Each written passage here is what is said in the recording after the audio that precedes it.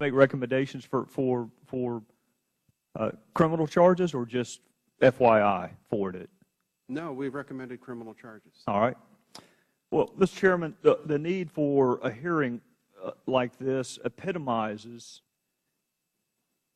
our fellow citizens' frustration with government. They are absolutely convinced that we spend their money differently from the way that we would spend our own, and they are exactly correct. The rest of America cannot comprehend of a $44 breakfast. They are pouring generic brand cereal while you are eating a $44 breakfast. The rest of America would never conceive of a $7 Monte Cristo mini sandwich. And neither would you if you were spending your own money. You don't go out of your pocket and buy commemorative coins. I don't know anyone who does that. But we don't hesitate to spend taxpayer money on a trinket like that. Giving bicycles to indigent children is a wonderful idea. I hate that you robbed yourself of the satisfaction of knowing what it feels like to do it yourself instead of spending someone else's money to do it. The ostensible purpose of this hearing was to exchange ideas. You know, Alexander Graham Bell has this marvelous invention called a telephone. Or better yet, video conferencing. The notion that you have to spend $800,000 to exchange ideas is laughable and perhaps criminal. And the part that galls me the most is the hypocrisy of GSA not even following its own damn rules. You are so quick to make everyone else follow the rules, and you can't follow your own rules. You have an event planner on staff. That'll come as quite a surprise to most taxpayers. What will come as even more of a surprise is the fact that you didn't even use them. You paid somebody else to plan the event despite the fact that you have event planners at taxpayer salary.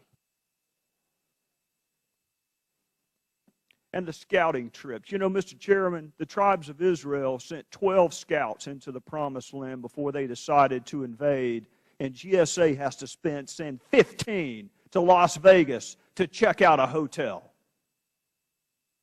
Do you not see the outrage in that? Mr. Robertson, do you see it? Absolutely. This conference was outrageous.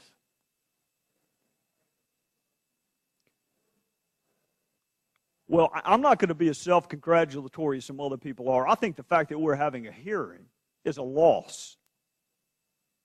Most people don't need a hearing to know that you don't spend other people's money the way that money was spent at this conference. We don't need a list of recommendations from the Inspector General. We don't need to be reminded that you can't negotiate a discount on a purse because the U.S. government decided to contract with a hotel. That is criminal. And a mind reader?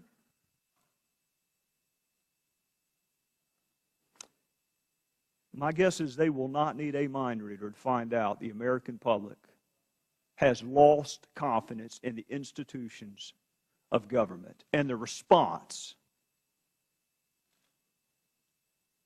I want indictments, Mr. Inspector General.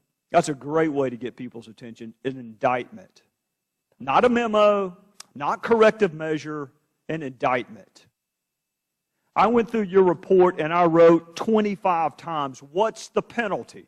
What's the penalty for doing what you found that they did?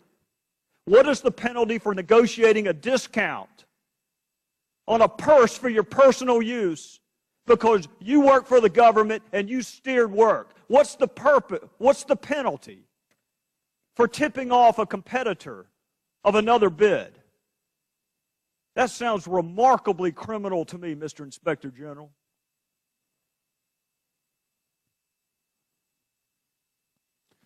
You know, Mr. Chairman, while this conference was being planned and executed.